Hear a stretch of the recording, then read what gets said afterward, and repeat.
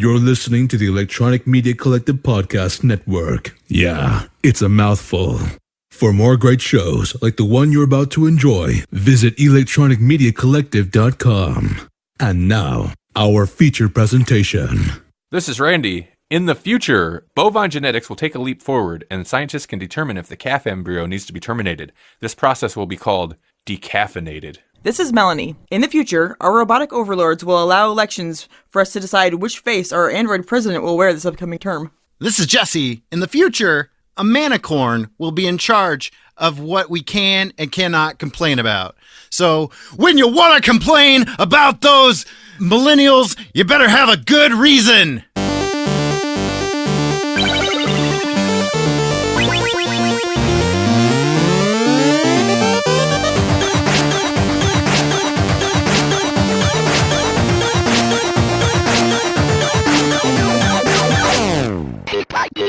Welcome to the Grawlix podcast. Hey, Melanie. Yes? It's episode 63. Cool. That's just me being confident again. Continuing. That's this year's theme. Yeah, that's your resolution. Yeah. You have very aggressive confidence. It's going to get more confident. Get ready for aggressive confidence in episode 63, brother. And then it'll become cocky confidence. Be like, hey, I bet you don't know what episode this is. I do. Passive aggressive, aggressive confidence. I know that you wouldn't know what this episode number is, but I'm about to tell you. Oh, yeah. Oh, yeah. Episode 63 is running wild all over you, brother. That was good. Yes. Hey, listeners. Punch a baby. What? Nothing. Did you say you're going to punch a baby? You did? I was going to say that was okay. a really good segue for our in-house news, but punching a baby is not. No, okay. Macho man punching a baby. Yeah. Yeah. Yeah, okay. It's fine. I get it. Pretend it didn't happen. Moving on. So how about this segue, brother? How about this pro wrestling segue? We have some in-house news. The Pro Wrestling Mothership, the hosts Darnell Mitchell and Dustin Smothers, they're going to be hosting the Capital Wrestling podcast, which I believe Capital Wrestling is Eric Bischoff's promotion, and it's out there in New York. And so congratulations to our Pro Wrestling Iowa Podcast Network brothers who are also part of the Electronic Media Collective Podcast Network. It's a mouthful. That's big. Yeah. That's awesome. That's yeah, huge. I mean, kudos. Well, I can see it already. We're going to be left behind. No. They wouldn't do that to us. They wouldn't do that to us. They wouldn't do that to us, right? Yeah, that's awesome. It is. That Oh, sorry. What were you saying? Well, the other thing I was going to say is, last episode we celebrated your birthday. This episode we got to start talking about next month, which is our anniversary, right? Yes. It is. That was one of our New Year's resolutions of old, to not forget our anniversary. Yeah. Won't do it again. And this time, this is going to be the Grawlix podcast's fourth, for real though, this time, fourth anniversary. I know I said that last year, but I was wrong. This year, the year of confidence and getting our numbers correct, 4 years. 4 years of Grawlix, guys. That's crazy. Yeah. What's a 4-year-old do? Like they're toddlers by this point for sure. They're almost in school. We're just out of like the terrible 3s or 2s or whatever it is. That lasts for like 5 years. Oh, we're still in it. You guys have to still put up with our obnoxiousness. Yep. And we can walk around and put our fingers in electrical sockets. Yeah, so you still have to baby-proof the house, even more so. We'll eat Tide Pods and stuff. What? No. We're smarter than adults. No, yeah, no doubt. Oh, wow. I don't even understand. I mean, at least we're not doing it on purpose. So I have, now I'm going to say this, and then it's going to, like, next month will come and it'll be disappointing because there's not much. But I have some interesting things planned for next month. I want to make it a celebration. I have some fun stuff that'll go up on our Patreon. If you want to help support us with a couple bones every month, go to patreon.com/GrawlixPodcast. You can get access to bonus stuff, like some of the bonus stuff I'm going to throw up next month for for our anniversary. Also, especially since Jasper keeps posting about it publicly. I know where you're going. So now if schedules get hectic, this might change. But next month, and this is going to happen on this is probably news to people here too. This is going to happen on the Grawlix podcast feed. Oh. Me and Jasper will be launching a new podcast that'll kind of, at least for a while, at least backdoor pilot style, be an imprint of Grawlix. Oh, clever. It's going to be called Cinematic Universe, or if that's already taken, this is how much planning we've done so far, it'll be the Grawlix Cinematic Universe. Oh. Yeah, so we'll do some movie talk. It'll be a good way to get Jasper on some more podcast episodes, because I know he On the enjoys regular. it. Yeah. Yeah, on the regular. I'm not sure exactly what the release schedule will be, but I can tell you that the first episode will most likely go up next month between our first and second episodes of Grawlix. So, Well, it's Facebook official already, so it's going to happen. Yeah, this is true. This is true. He didn't understand, because I was like, "Oh, you're posting about it already." He's like, "Yeah, what's the problem?" I'm like, "Oh, well." That means it has to happen. Yeah. It has to happen now. It just means we're married to this thing now. Yeah, we can't back out. There's no going back. Melanie It's a really shaking her real head. world. No, I don't believe in marriage. I know. I knew that's where you were going. But, okay, so here's the premise, because we haven't talked about this at all, really. This is really, this is something I wanted to do, but this is really when I got on board, when the premise came together. So we're going to pick 2 movies to discuss them. Sometimes they might be newer movies, but they won't always be. Sometimes they'll be random or they'll be themed, like a double feature type thing. And then we're going to figure out how those movies can fit together to create the next mega franchise cinematic universe for the movie studios. So that's the premise. That's why it is the cinematic universe. Oh, Okay. and this is kind of a callback to when Jasper was on the show. Exactly. Where we were like, okay, Transformers plus Knight Rider equals awesome. Exactly. Like, me and Jasper kind of been kicking some ideas around, and he wanted to do a movie podcast, and I'm like, well, yeah, that would keep me from derailing Grawlix with movie talk all the time. We kicked some ideas around. I threw the double feature thing out there, but it was when the cinematic universe thing hit me, and thinking about the episode that Jasper was on with the Knight Rider, Transformers, Baywatch cinematic universe, I was like, that's perfect. Like, it's perfect. It's a perfect spin-off of that. So, yeah, so that should be going up next month. I don't know what the release schedule will be. It kind of depends on how much time Randy has to edit and how long these episodes end up being. Yeah, because you guys talk for like an hour in the parking lot. I can imagine how long you're going to talk. We do. I know. I'm really kind of worried about it. We're gonna have to stay on point. Yeah. Speaking of, Nicely done. Okay.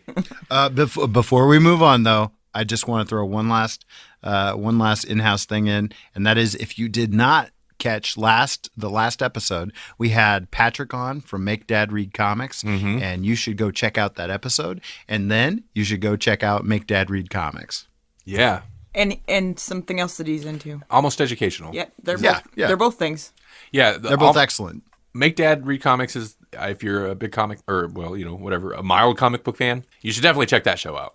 That show's great. I've been a fan of that show for a long time. We've talked about it. If you like this show at all, you'll like that show. I just think you will. And then Almost Educational is, it's interesting. It's not strictly political, but sometimes it's political, sometimes it's scholarly, sometimes it's I don't know. It's really interesting. They talk about werewolves. They talk about time travel. They talk about alternate history. They talk about sports. I mean, like, that's an episode that's a show that you can kind of go through and say, okay, this one I need to hear.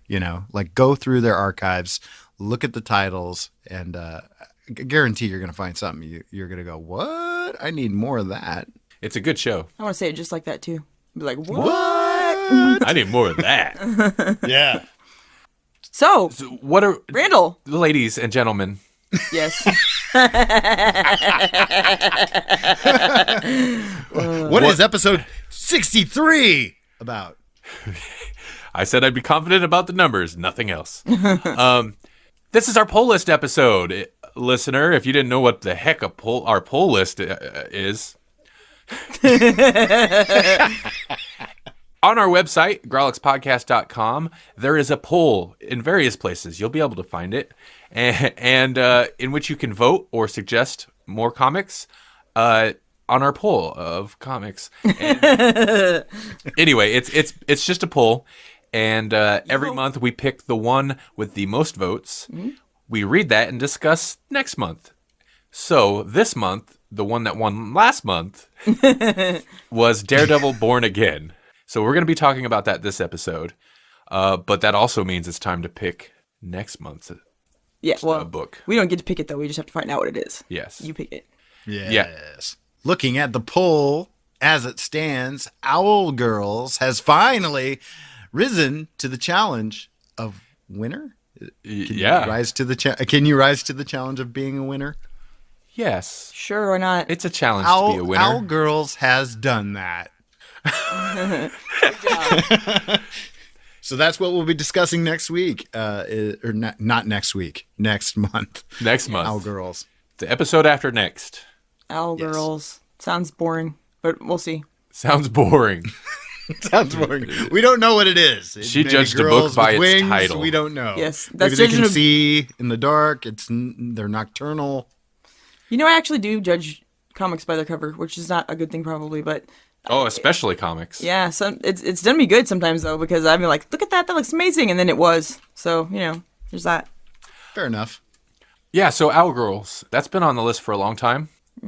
Apparently it was a Kickstarter comic. It's available on Amazon, so we're going to buy that thing, and we're going to read it. Yeah. And we like Kickstarter things. Yeah, we've featured lots of Kickstarter things. So, Well, hey, how about this, Melanie? Yes, You'll like this. Okay. Owlgirls, one issue. Oh, really? Well, there's 2 issues out, actually. But I think at the time that this was added to the list, there was only the 1 issue. Mm-hmm. So that's what we're reading. Okay, that's cool.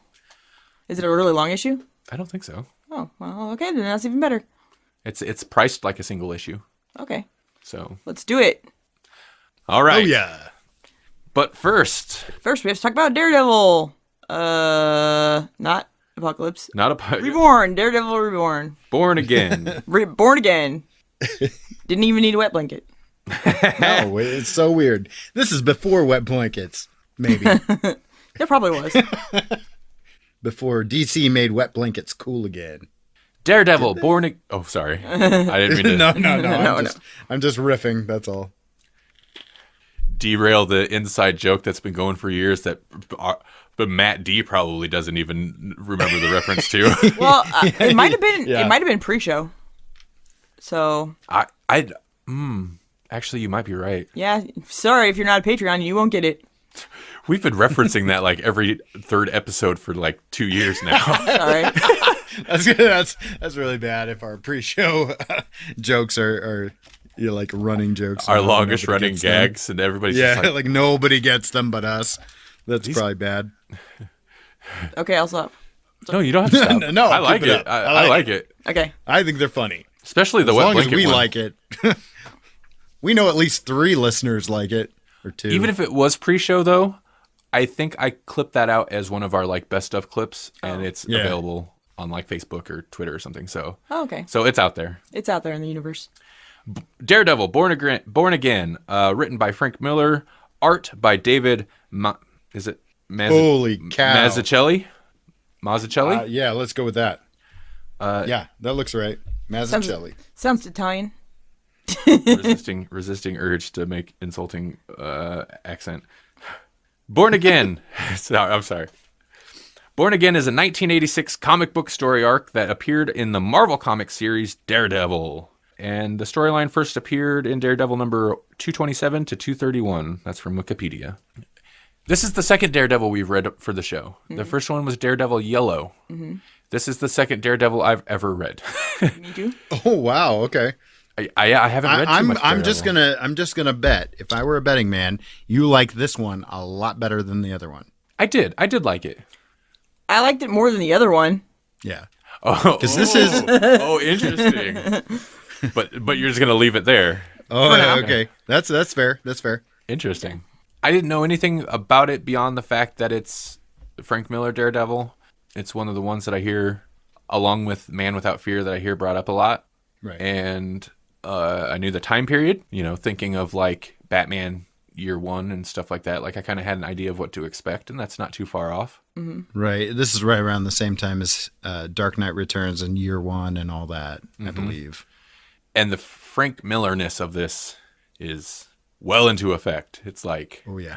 I was like, reading this, most comic book worlds like would be a kind of a crappy place to be a normal human in because these big horrible events happen and you have no power to do anything. Frank Miller's comic book worlds would be like the worst place to be a human in because it's not only that there's like this big superhero, supervillain stuff that tends to happen, but like everyone's a junkie.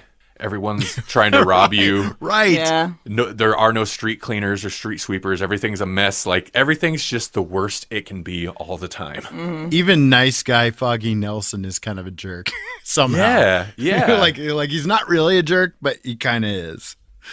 He's kind of a jerk to Glory towards the end Yeah. about her career. Was it like a little lady wants her own career type? Like, is that like the thing they were? I don't know what they Hinting were on it? going for with that. It is Frank Miller, so it's not surprising to me that he does both Batman and Daredevil because they are the two people that you can really just, I guess, totally ruin their universe with. Like horrible tragedies, and it's kind of still on point or on theme. It kind of makes sense because they're both kind of Batman does. I don't know. He's got like big over the top villains and gets involved in big things, but they're both kind of street level. They both brood a lot. They brood. Oh yeah, big time. Hell's Kitchen seems like a terrible place, and Gotham is definitely a terrible place. Yeah, it kind of makes sense for Frank Miller stuff. Yeah, he likes to be in terrible places with brooding people. So I wanted to clarify. You kind of mentioned this, I think, last month when this was picked as the book we were going to read, Jesse. But so is this the turn when Daredevil kind of started to get more broody? Kind of take that Batman turn? He starts to be a lot more, your dark protector type. And before that, he's a lot more Stan Lee, Spider-Man, quippy, swashbuckler type of guy. I mean, a lot more like what we read in Daredevil Yellow. Okay. They make mention of him a couple times at the end of the book, like having been a kid or being a kid, maybe even still. But there's something different and like darker. Yeah, there's definitely a deliberate like wording to be like, he's changed. Yeah. He's still Daredevil, but he's darker now. Yeah. Like Yeah, right. Yeah. A part of him is gone or some stuff like that. But basically, Karen Page is a junkie. in like Brazil. Yeah, somewhere in South America. And she sells out Daredevil's secret identity for a fix. This word travels to Kingpin, and then Kingpin basically dismantles Matt Murdock's life, gets his funds taken away, gets him framed, basically He gets ruins his disbarred. He's not even a lawyer. Yep, all his money's been froze. His house got blew up. Was that his house or it was the gym, wasn't it?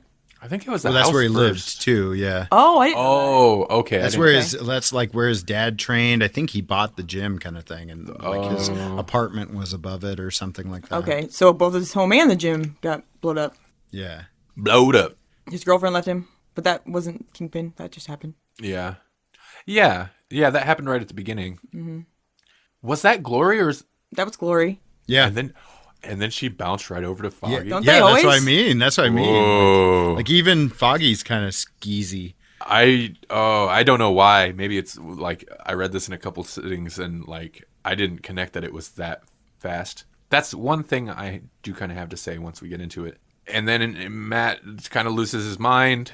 Then he almost dies. And then we get the end of the Defenders scene where he wakes up in like In the convent or yeah. in the church or something. Yeah. And then eventually he comes back. Yeah. Obviously there's more to it, but that's the basic rundown. Yeah. No, I wanted to say that, okay, so like that's a lot of like, it's his whole life being ruined like instantly, like right away. Mm-hmm. But he goes straight to losing his mind. And they allude to him like kind of cracking up before any of this happened. Mm-hmm. Obviously not reading the series running up to it. I didn't see any of that. But at one point, like by the time he's like in this crappy little tiny hotel room or whatever, motel room, and he's lost his mind and he's laying in bed for days and he keeps calling Foggy and just being like, I know what you did.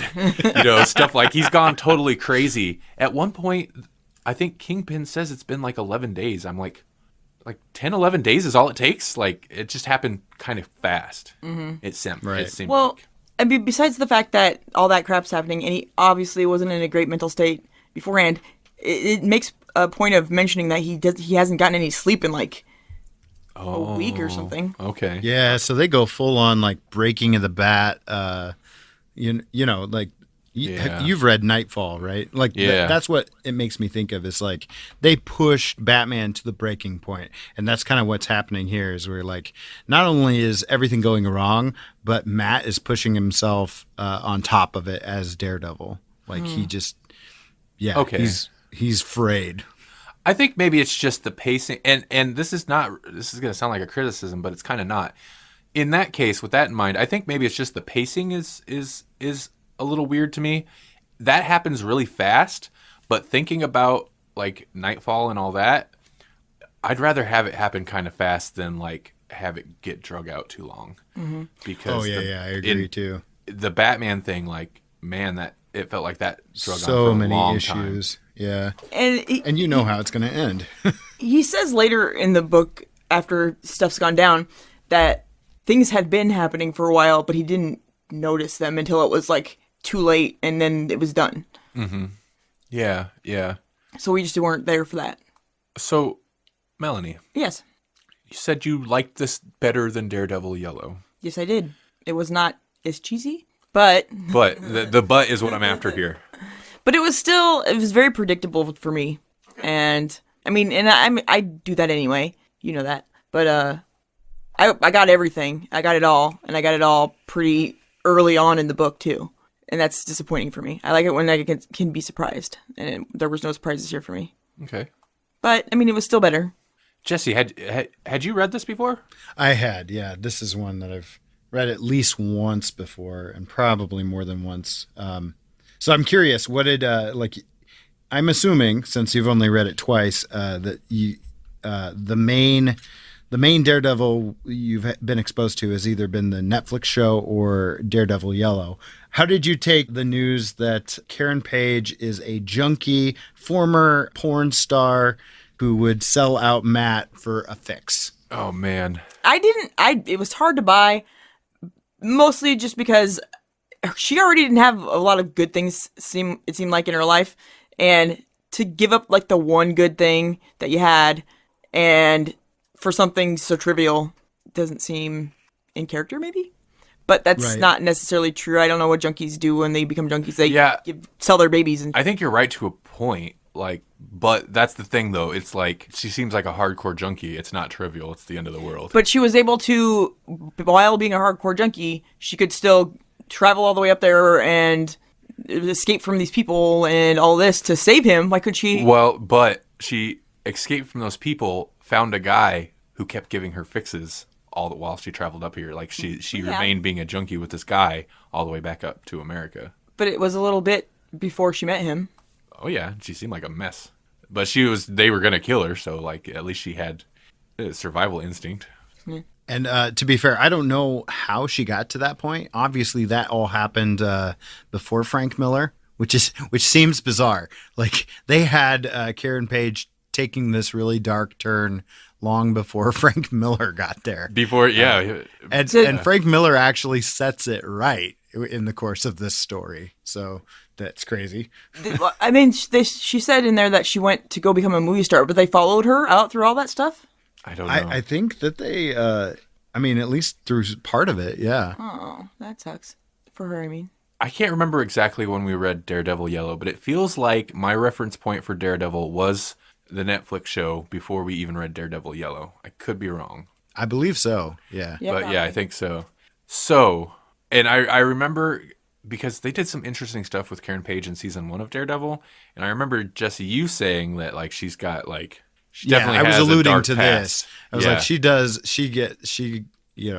has a dark. she dips into the dark side, and that's what I was alluding to. Is like she goes way darker than this, sort of, but not quite this. Like she hits rock bottom is what I was alluding to. It's not fair to come at it with a. But I guess Jesse, since you asked the question though, like I think Karen Page in the Marvel Netflix stuff is one of my favorite characters. I don't know why.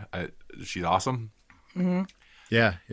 Even if and even in the Netflix show, I think they alluded to her of having like a dark past, but I don't see this. I don't see that. Maybe a little bit of the pornish stuff, but not like all. I can see her being like in college and be like, I need extra money. I'll do a porno. But Yeah. Have you guys watched Punisher? Because she is featured in that a little bit too. Oh, I know. Watch the show? Yeah, the show. Yeah. We're partway. Partway? Okay. Maybe most of the way. We're getting towards the end. It's been a few weeks since we watched an episode.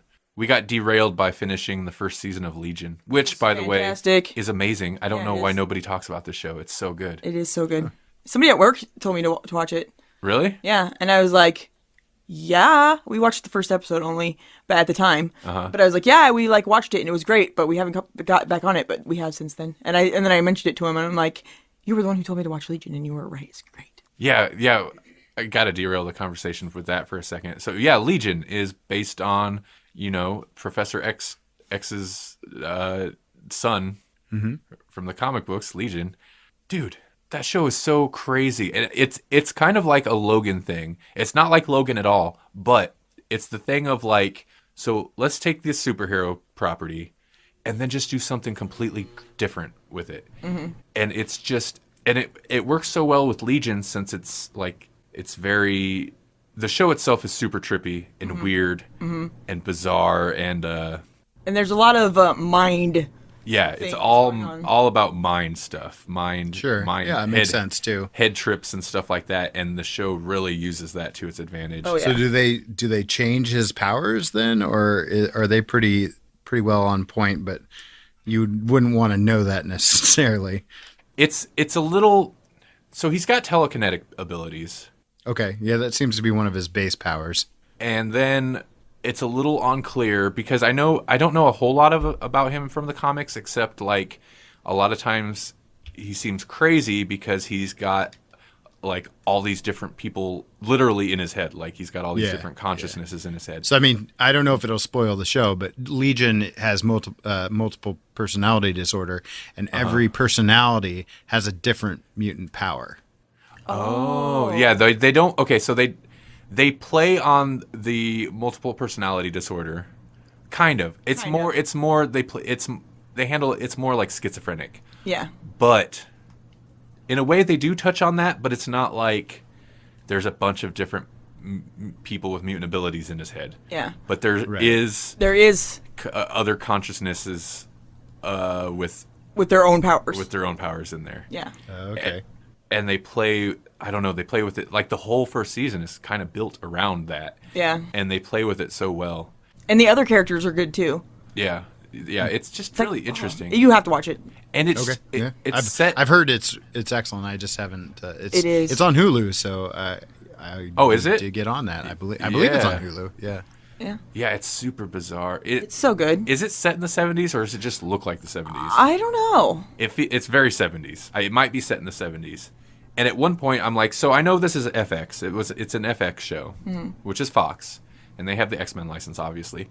But I was like, I don't know if they're actually going to tie it into like, we're not going to get no Patrick Stewart, and we don't.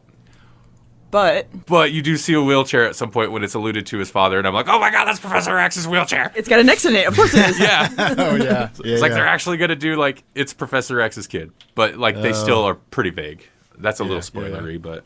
Yeah, it's good. It's good. How did we get onto that? Oh, Punisher. So yeah, we're partway through Punisher, and yeah, I know. I was excited. I like that Karen Page has been in it. I wish she was in it a little bit more, but we also haven't finished the season. That's such a downer. It is. It is a downer. It's the Punisher series so far has been a lot more low key than I expected. Oh, just wait. Okay, good. Good. Yeah, I finished it. It's ooh. Yeah, well, that's good because the first few episodes I might have fallen asleep. That's kind of why we stopped watching it because Melanie keeps falling asleep. I kind of called who the villain is, like the main villain, and I knew how it was probably going to end because they just kind of beat you over the head with it. But that doesn't mean that the origin of a very popular Punisher villain wasn't still super brutal to watch. Oh, interesting. So that's coming up. That for you. I mean, there's stuff worth watching in there. It's just, like there's some people that are asking the question: Is Punisher's kind of a character out of time kind of thing? Mm-hmm. Like Captain America is literally billed as a man out of time, but like Punisher is kind of a hard sell in today's world. Like, is it good for us to just have somebody shooting criminals? I don't know if it is. I don't know if that's how we deal with our problems. So far, I've really liked how they've played on though with the other the veterans. Veterans, yeah. I think it's I think it's maybe uncomfortable but it should be. Right. Yeah, it definitely feels a little bit more uncomfortable now with the current war that's been going for 17 years, and then also the whole gun thing. The constant mass shootings. Mm-hmm. Like, oh yeah, it's definitely uncomfortable 11 now. We've already had 11 since the beginning of the year. Really? That's in a month. That's crazy. That's insane. Not even yeah. a month. Not even a month as we're recording this. Oh yeah, you're crazy. right. Yeah, I don't know. It's a weird time for that kind of a character. Yeah. For those kinds of characters, but I don't know. It's interesting. And so far the series, I know this has totally derailed our conversation, but so far the series, like, it seems like they're taking a certain stance, but then like not at the same time. Like, Right. sometimes I'm like, are they going towards like the whole militia patriot thing? Because that's awkward and uncomfortable. But then it kind of doesn't. It backpedals to this other way. But at the same time, you still have a gun-toting vigilante who's your protagonist. And he'd just as soon go kill people than, like, I don't know, It's weird. It's weird. Yeah. Well, either way you look at it, the government's bad, and the military's bad, and yeah, they're bad. Speaking of the government and military being bad, how about that nuke, huh? I know him from somewhere. Where do I know him from? He was in Jessica Jones season 1. Oh, okay. Yeah. He was kind of befriended Jessica Jones, but then they were giving him was the cop. the pills. Yeah. The Reds. Is that it? Is that it? He was mind controlled by Kilgrave, and then like he basically sat outside of Patsy Walker's apartment, and then they had a relationship.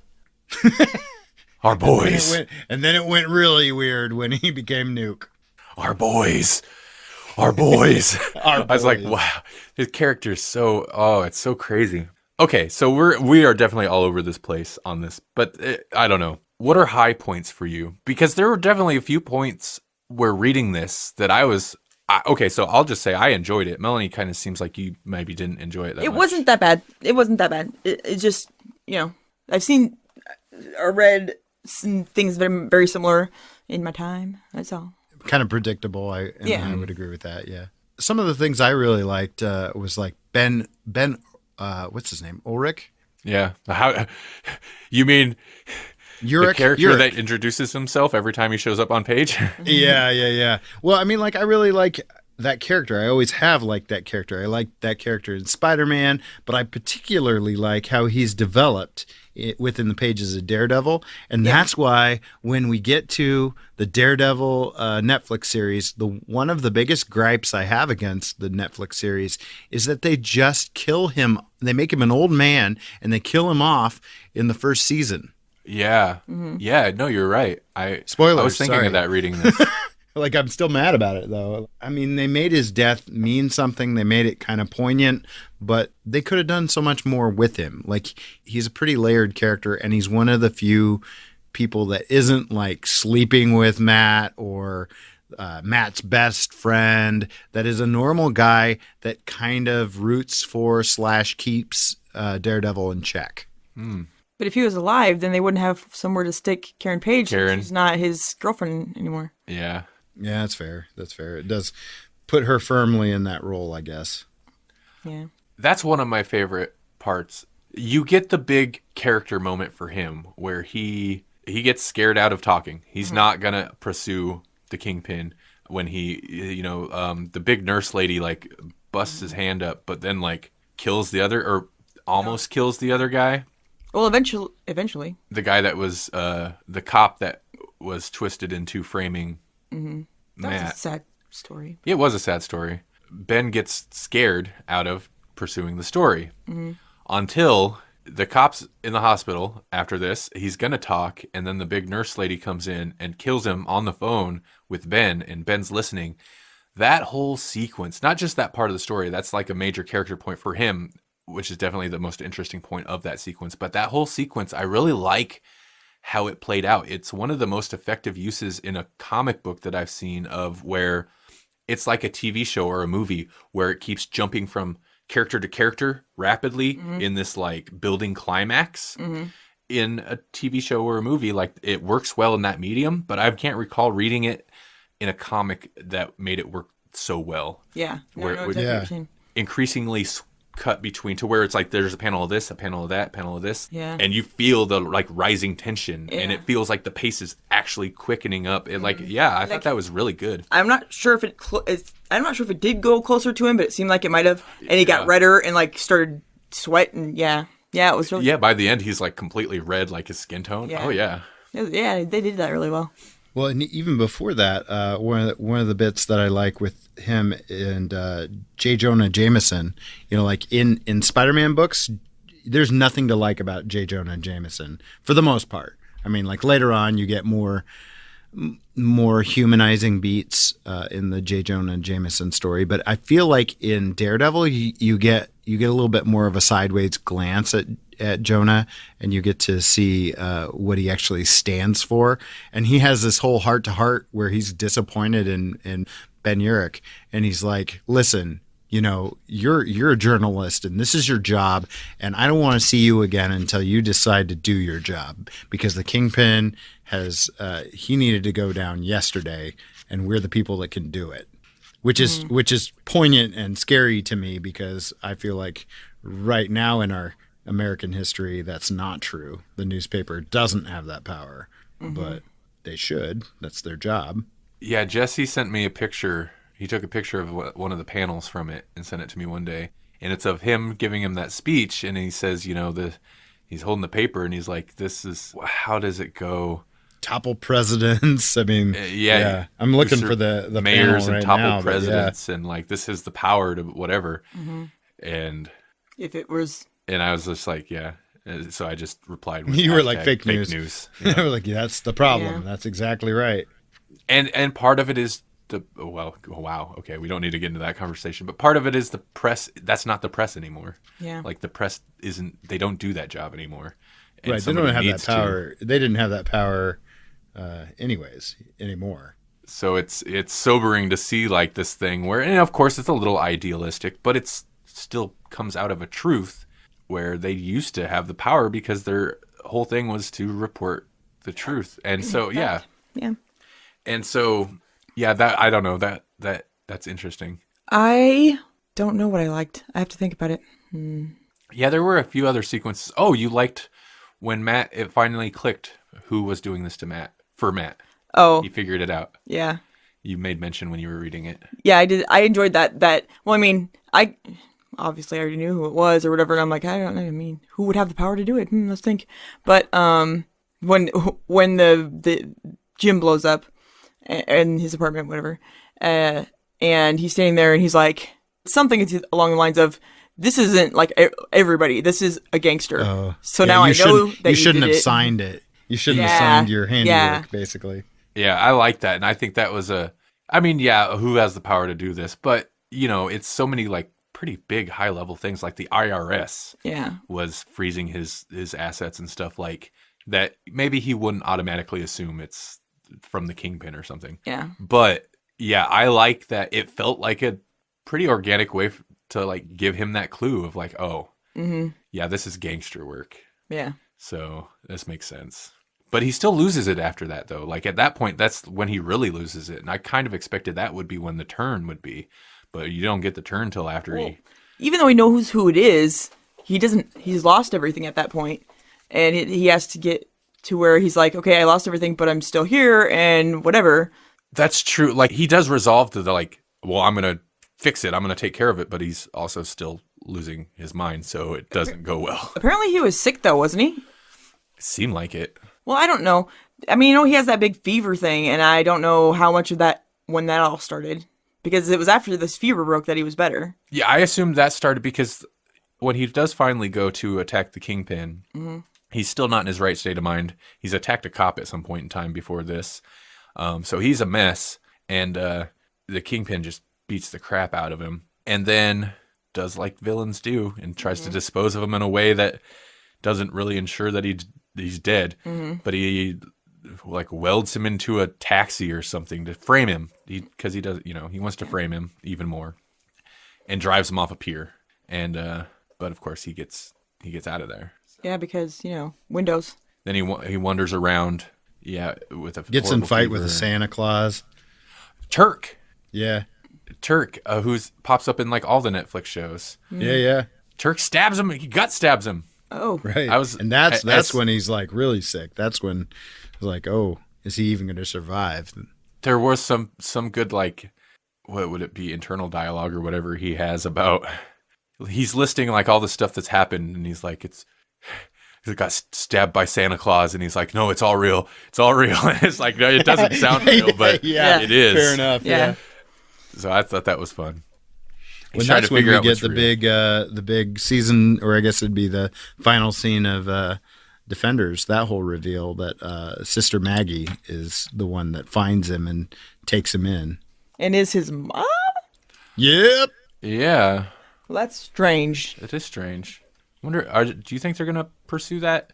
Have they even ever addressed his mom whatsoever in the show? I don't think they have. Well, they hadn't even in this comic, because they basically, she basically faked her death or something to join the convent. Oh, okay. I don't know. I was gonna say, I thought exactly. I thought she passed as a baby, or when he was a baby, not as a baby. That's the story that he knows. Yeah. So yeah, there's that. Hi, Mom. Thanks for lying to me my whole life, but then saving my life Twice. Yeah.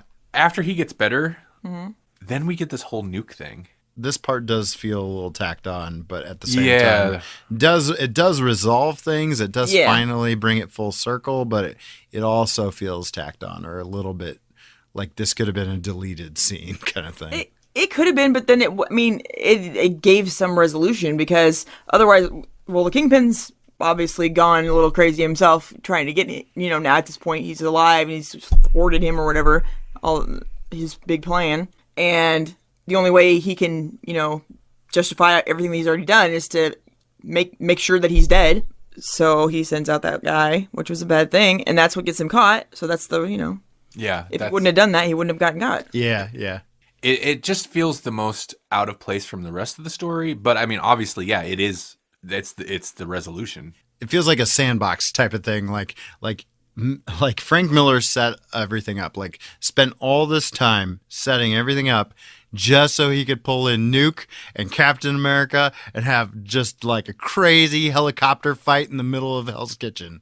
And get his a little bit of commentary about the government and the military, and which I kind of enjoyed Captain America's aspect on it, and it enforced more of like what Jesse, you had told me at one point, like before I really had a good grasp on Captain America's character, leading up to like the Civil War movie and all that, talking about Civil War is about Captain America is not so much about, following the letter of the law. He's about like what America should be. And it definitely plays on that in this where he knocks out some military police so that he could go and sneak through these files because that's what seems right versus what he has clearance for. Yeah. So I thought that was kind of interesting, and you get kind of a depressed Captain America in this. Yeah. When Nuke plays the good soldier, like Nuke, at least for the first part, he's just following orders, like every order, even though he's like lost it. Well, even in his mind, though it might not be there all the way, he still is. He's trying to defend America and keep everyone safe. And they tell him, these are the enemies. The press is the bring enemy. Our boys home. I was kind of surprised at that bit because they kept pressing on him, like, just property damage.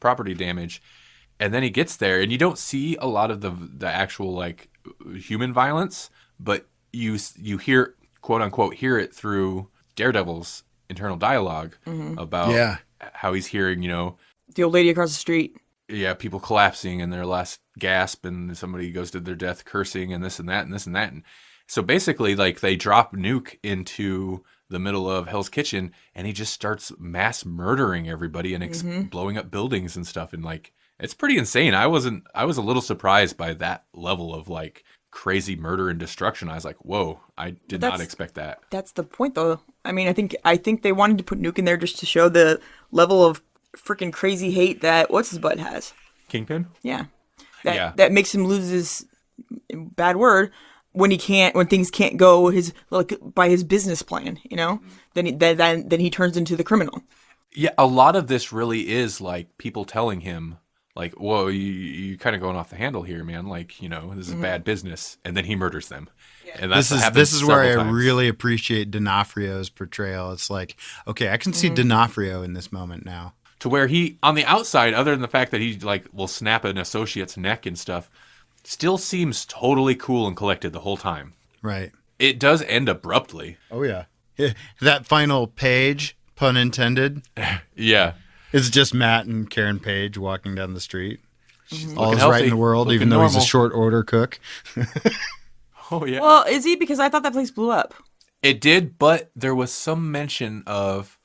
like insurance money or something? Like it seemed like he stole $30,000 from criminals. You're right, he did. And he mentioned something about a this is $30,000 for a cafe or whatever. Yeah, because they weren't going to do the insurance money because it wasn't worth it and they couldn't afford to fight or something. Yeah, the insurance company come up with some crap. Yeah. And then he did. I remember him going and stealing money from, I don't remember. It was like bags of money from somewhere.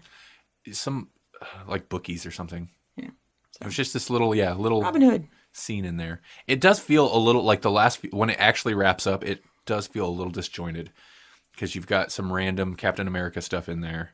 And it'll even from panel to panel, almost like it jumps from one scene to another. And I can't remember exactly what's happening, but there's one page in particular where I'm like, that feels kind of out of sequence, like not out of order, just like it rapidly jumps from one scene to the next. And I want to say it's around the time when Matt steals the money. But he forgives Karen apparently. Like right away. And they're all good. And that's good because his ex is with Foggy now. Which he doesn't acknowledge. Like, I know he sees it because he's running around Hell's Kitchen, including in the church after like all the chaos, right next to them, but they don't ever notice him.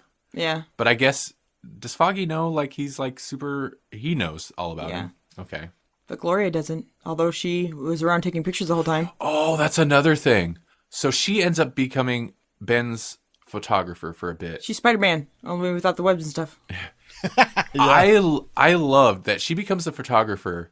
They get into some serious stuff at that point. Like there's a gunfight in this jail cell. Tiny little room. It's like an interrogation cell. Where everybody except her and Ben die. And they make a point of every time like somebody like she doesn't stop snapping pictures the whole time. Mm-hmm. Like people are shooting each other in the face and every time she click, and like I thought that was awesome. It was awesome. Holy crap. And like Ben ends up beating one guy to death with the pistol and she's just snapping pictures the whole time. Mm-hmm. Yeah, that was sweet. Yeah, she's good at her job. That made me, I don't know anything about her, but after that I was like, I want to know her story. What's her deal? What becomes of this? Because she's wicked. Stuff was blowing up with the helicopter and stuff. They're like trying to get her to move out of the way so she can crash. Yeah. She's like, I know, I'm coming. Hold on just a minute. Just stand behind the car. Yeah, and Ben had to murder that guy. It was self-defense. I mean, he looked like he went a little off the rails, but... Mm-hmm. And then Did he beat him to death with his shoe? No, it was a pistol. He pistoled. Oh, okay. Who uses shoe, honestly? The art looked good. It was... I mean, the layouts and the sequences were... Some of them were excellent, like I mentioned that one. And in that jail cell, when that whole sequence went down, I thought that was pretty well done. Yeah. The art's kind of, like, I don't want to say it's standard, but it's that... mid to late 80s Marvel standard comic book style. It looked good, Worked really well with Frank Miller's writing style too, because a lot of times Frank Miller will do double duty and he'll write and draw it, but this guy, Mezzacati, Yeah, Mancotti. He did a nice job of being able to translate Frank Miller's crazy. The nurse lady, or not? Yeah, the evil nurse lady. The big nurse lady. Did she die? I really hope so. No, not necessarily. They didn't show her get apprehended, but she got apprehended and started talking. Oh. But that's only mentioned through dialogue to Kingpin, so you don't see it happen. They were going to transfer her to like Oregon or some random state, and she was unhappy about it. And that's the last you actually see her. And then later you hear she's apprehended, and she's one of the first that starts spilling the beans. Yeah, figures. I don't like her. She's my least favorite character in the book. Oh, and she went and tried to hang Ben's wife, and that whole sequence was pretty good. She was as crazy and scary as Nuke in a lot of ways. Oh yeah, and less likable. Sure. Like you feel less compassionate for her. Than no kidding. him. Yeah, Nuke's obviously he is a soldier that's lost it, and he's all pilled up. Mm-hmm. She just seems kind of evil. She is evil. She's just evil. Yeah. Like she relished going to do the job, even after everybody said no, leave him alone. She's like, no, I'm going to take care of this. Oh yeah, you're right. Urick's going down. Did you know? I read recently that there are a lot more women psychopaths than people think, but they don't usually get violent. They just manipulate people more, so they never get caught. Yep. I could kind of see that. I believe it. I do too. I think I might have met a couple of them. Mm-hmm. Me too. Yeah. You are how did he put it in the letters page segment last episode? You're the women woman hater. The woman hater, the card member of the woman hater club or whatever. Yeah. Something like that. I don't know. Well, I mean, they suck. Speaking of letters page, do we have letters? Whoa. Who turned out the lights? Where did I end up now? This stupid time-traveling Blinkatron, I swear. There's a Blinkatron. It's just going. Oh. It's okay. Oh, crap. Shh. Just stay asleep. Okay. All right, well, right place, wrong time. This is fine. I'll just leave him a note. There has to be some paper around here somewhere. Man, it's dark. Oh, what is that? Trash can. It's just cat dancing. Wait, is that? It's full of comics. What the devil? Marvel Secret Wars, Marvel Secret Empire, 90s Captain America. Huh. All right. Now where's some paper? What's this? Puppets. Pokemon. Here we go. Paper. Jesse, this is Randy. From in the future. There's important donuts. There's just why would they do that? It's stupid. Jesse, this is Randy. From in the future. Just leaving this note to remind you to let listeners know how they can send us their feedback for the letters page segment. Be sure to tell them they can send us an email to letters@grawlixpodcast.com. It's GRAWLIX podcast.com. And we'll read it on the show. If they'd like to hear their voice on the show, they can send us a voice recording or do it the old-fashioned way. Pick up a phone and leave us a voice message. The phone number to do that is 559-426-6427. That's 559-426-6427. Or an easier way to remember it is 559-4-COMICS. Tell them to try to keep it under 2 minutes, and remember we do a clean language show, regardless what the YouTube algorithm says. I would remind myself, but it doesn't go well when I try to visit my past selves. It's too paradoxical. Thanks. Alright, now just to leave this on his nightstand. There's a spider buggy. And with that taken care of, I can try to get back to episode 100. There's too much exhaust. Wait a minute. It occurs to me I have a unique opportunity here. That just might be too much magnificent manly beard for one podcast. There can only be one.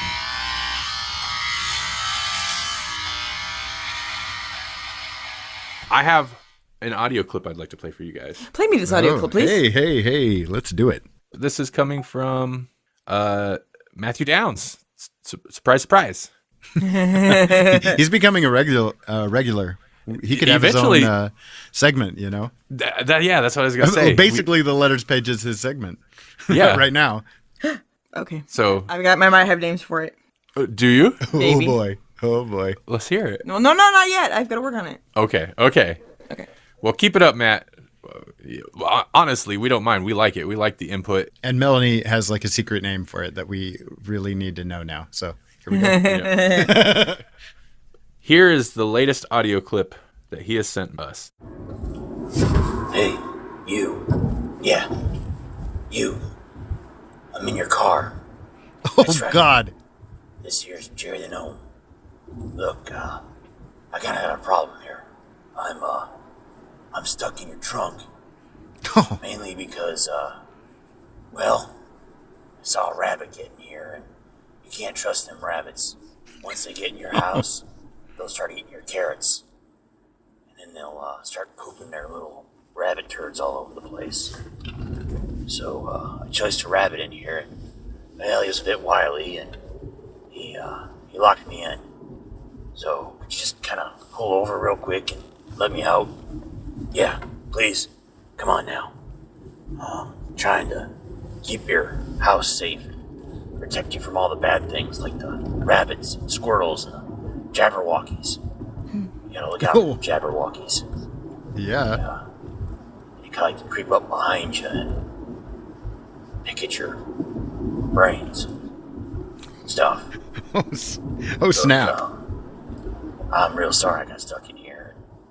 Well, honestly, I really need your help getting out. Oh, and I also want to say Happy Valentine's Day, Grawlix podcast. Aw, he loves us. He's killing rabbits. He's killing rabbits. Oh yeah, that was. I had not listened to that full one yet. Oh man, I like it. I'm undecided. Are you? I don't know. I also feel like there was another short email or something I'm missing from him, but that's okay. I don't recall what it was. It's probably past its due anyway. Thank you, Matt. Or Yeah. Jerry. Oh, Jerry? Jerry the Gnome. Ah, the tree. I think it was about that. Oh, yeah. He talked about Gerald. It was Gerald the Gnome. Gerald the Gnome. He set the record straight on that. Okay, I lied. I do have an email. This is something that came through a little while ago. The cartoon that I think Mel references when you were after. This is our basically our kind of our Christmas episode. Mm-hmm. Is David the Gnome. Oh, my bad. I remember it from childhood too. It starred Tom Bosley as the voice of David. Again, another 80s reference, which is that's kind of an extension of the letter from last episode. So, yeah, there we go. Oh, Jerry, keeping us safe from the bad things.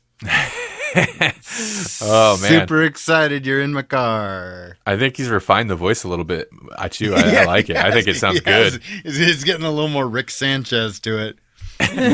hey, you guys, they're rabbits. Don't you worry your pretty little heads. So you're gonna get like Pickle Gnome and Pickle Gnome. Rick's just taking over everything everywhere. Yep, you're getting rickrolled. All right, come on, we're in. This is awesome. We're in the Grawlix studios. Look, it's a plate of Mel's hot biscuits. I've heard about those. Oh my God, check it out. Jesse and Randy's beard oil. I didn't know you can buy that in buckets. Well, that Sam Club's membership is really paying off. Okay, let's get in their computer and drop this promo. Okay, let's do it. We're the Roman Podcast, and in the future, we're sneaking a promo on the Grawlix show. Okay, no, okay, seriously. Go. Here we go. I'm Roman LeBeau, And I'm Rob Gast. and we're from the Roman Podcast. We're just two Canadian guys getting together once a week to put our own spin on weird stories and trending news. That's right, you can get our show every Wednesday night on iTunes, Stitcher, Google Play, the Laughable app, and of course, here on the EMC Podcast Network. Okay, I think we got it. Put that on their show. Let's get out of here. Yeah, hang on. While I'm in their computer, I'm just going to update their comic book pull list for the next few months. What are you adding? Captain Canuck, of course. Nice.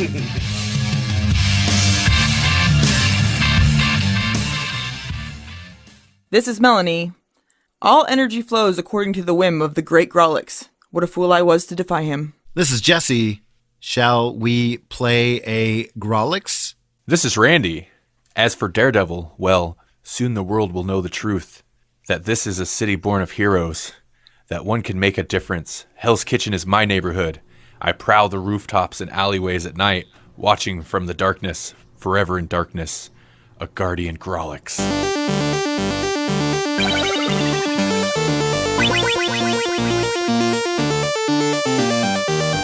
Thank you for listening to the Grawlix Podcast. The Grawlix Podcast is a production of the Electronic Media Collective and Vorpal Arrow Studios. For more Grawlix Podcast, visit grawlixpodcast.com. Like us on Facebook at facebook.com/grawlixpodcast, or follow us on Twitter at grawlixpodcast. We're also everywhere. All the time. All at once.